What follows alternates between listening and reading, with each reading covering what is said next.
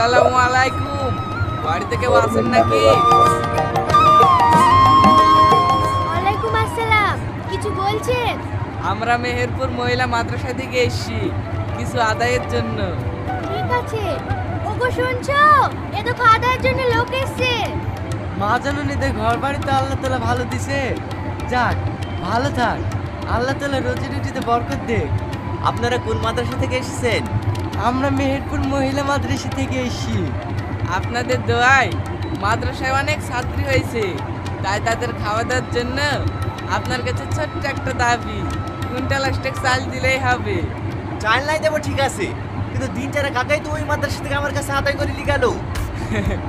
হ্যাঁ, ওরা কি বলছিল আপনি বলে কিছু টাকা দিয়েছেন, ওই টাকা এত বড় মাদ্রাসা চলে, তাই আপনার কাছে আবার আসলো একটু দাবিলি।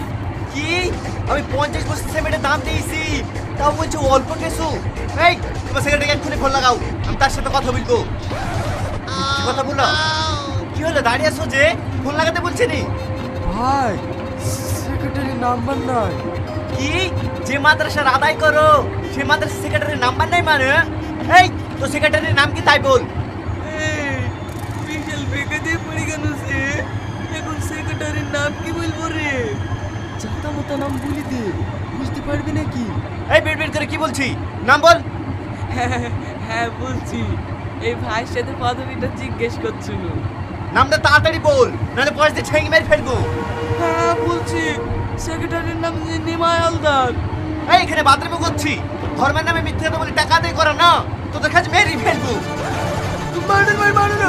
আমরা রোজে আছি তো, কি বুঝে কি বলি বলছে? বুঝে আসি না, যা বেচি গালি। এই তোদের মতো চিটাতে লেগে সঠিক লোক আদায় করতে সে আদায় পাই না। আজ তো তোকে ছেড়ে দিলে শুধু রমজান মাস বলি, এরপরে যদি এরকম কাজ করিস না, তোদের কপালে খুব কষ্ট আছে। বেড়াবার থেকে